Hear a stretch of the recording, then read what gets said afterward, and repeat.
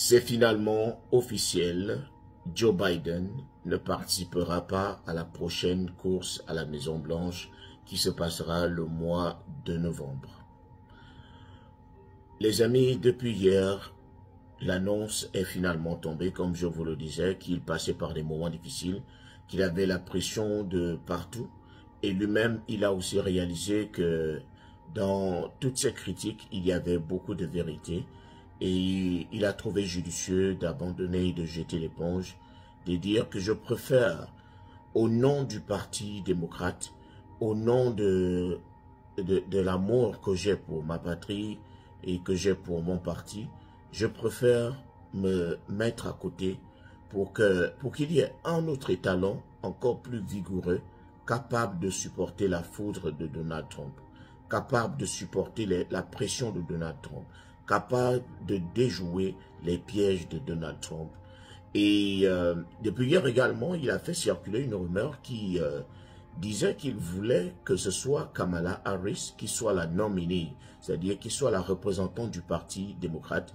Et vous connaissez Kamala Harris, qui est la vice-présidente. Donc nous aurons là une femme, une fois de plus, face à Donald Trump. Si, et je réitère bien, si jamais elle passe nominée, si jamais elle est la personne qui sera nommée ou qui sera choisie pour affronter Donald Trump. Parce qu'il faut dire que Joe Biden s'est mis à côté, mais cela ne fait pas de Kamala Harris automatiquement la représentante du Parti démocrate. C'est vrai que lorsqu'on regarde les personnes qui ont le charisme, elle fait partie des prochaines personnes, sinon les têtes pensantes de ce Parti démocrate qui peuvent assurer ou qui peuvent affronter Donald Trump à cette élection. Elle fait partie des meilleures personnes, c'est-à-dire qui sont encore dans le parti. Alors, est-ce qu'on ira, on va laisser un petit temps, il y a aujourd'hui, il y a demain ou après-demain, on va voir si un autre candidat du Parti démocrate sortira du silence et prendra le flambeau pour dire qu'il va affronter Donald Trump. Le peu de temps qu'on aura à partir d'aujourd'hui jusqu'à ce que ce sera su,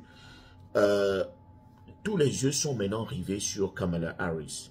On va maintenant étudier ses faits et gestes parce qu'il y a le comportement qu'on a lorsqu'on est vice-présidente et le comportement qu'on a lorsqu'on veut être présidente. Donc, les yeux sont maintenant rivés sur elle pour voir si elle est capable d'affronter Donald Trump. Et en ce qui me concerne, moi je ne suis pas très déçu, j'aurais été très déçu si Joe Biden avait continué la course. Parce que nous tous, nous savions qu'il était déjà un peu faible et que ça pouvait jouer à la défaveur du Parti démocrate. Mais comme il a trouvé, il est très sage, il a trouvé que c'était mieux qu'il se mette à côté. D'ailleurs, il n'a pas démérité. Il a déjà été vice-président. Il a été vice-président pendant 8 ans. Il a été président pendant 4 ans lui-même. Donc, c'est tout à fait normal, avec son expérience, d'aller se reposer, avec tout ce qu'il a déjà fait. Alors, nous allons maintenant parler de Kamala Harris. Est-ce qu'elle est capable d'assurer ou de porter sur ses épaules le poids du Parti démocrate?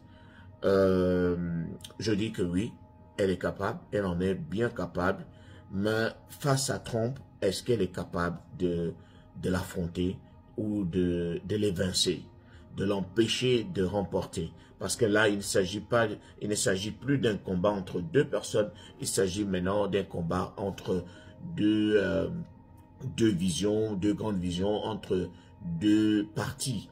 Et aucun parti ne veut faire la part belle à l'autre. Donc il faut noter que ça va être rude.